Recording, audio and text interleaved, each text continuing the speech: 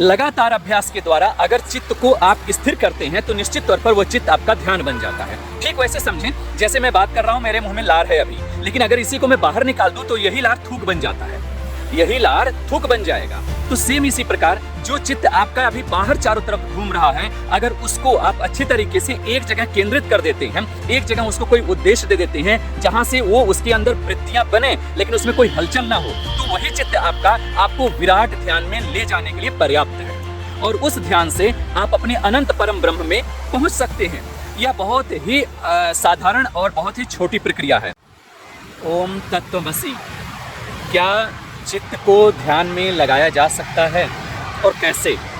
सबसे पहले यहाँ चित्त और ध्यान दोनों को समझ लेते हैं। चित्त ऐसा है जो हर एक क्षण हमेशा आपके साथ रहता है और आपको आप जहाँ लगाते हैं वहाँ लग जाता है। एक उदाहरण देता हूँ। अभी आप चल रहे थे, एकाएक किसी ने आपको गाली दे दिया, आपको कहीं जाना था, आप वहाँ पर जा रहे हैं, उसके घर पर भी पहुंच जाएंगे, लेकिन फिर भी उसकी जो गाली है बार बार आपके दिमाग में घूमती रहेगी। आप वहां पर खाना भी खाएंगे लेकिन आपका दिमाग, आपका चित्त टंगा रहेगा गाली पर। आप वहां पर और भी जो भी काम करना होगा, आपका पूरा का पूरा मन टिका रहेगा गाली पर। दूसरा उदाहरण से समझते हैं।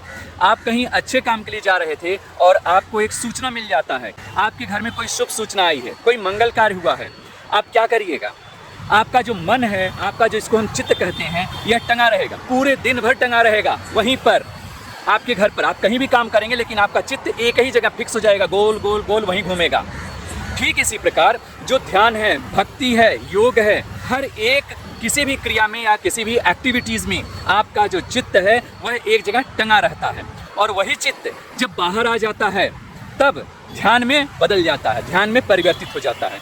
तो चित्त को हम ध्यान बना सकते हैं यदि हम चित्त के पटल को थोड़ा शुद्ध करें और शुद्ध करके उसको साध करके उसको स्थिर करने का प्रयास करें। तो जो चित्त आपका विभिन्न प्रकार के, आपके लोभ में, दंभ में, अभिमान में, घृणा में, नफरत में जो भी विकार आते हैं आपके चित्त के पटल पर, जैसे जैसे इंप्रेशन आते हैं आपके संस्कारों का, वैसा आपका चित्त गोल गोल घूमने लगता है। गाली दे दिया तो अहंकार आ जाता है, ग्लानि का भाव आ जाता है, कहीं पर कुछ गलत कृत्य हो गया, तो ऐसे बहुत सारी चीज़ें आपके साथ होता रहता है।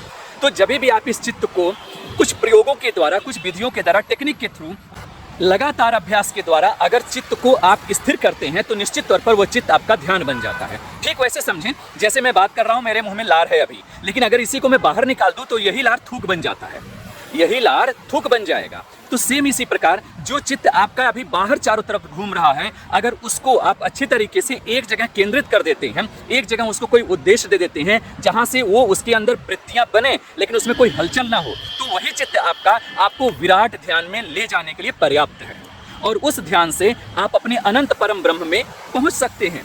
यह बहुत ही साधारण और बहुत ही छोटी प्रक्रिया है। आपको बस सिर्फ इतना करना है, आत्मशोधन करते करते आपको अपने चित्त को अभ्यास के द्वारा साधना है।